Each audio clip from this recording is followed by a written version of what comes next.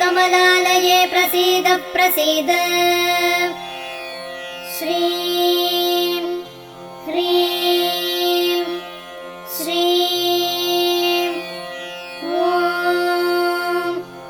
महालक्ष्मी देव्यै नमः। ॐ श्रीं ह्रीं श्रीं कमले कमलालये प्रसीद प्रसीद। श्रीं ह्रीं श्रीं ॐ महालक्ष्मी देव्यै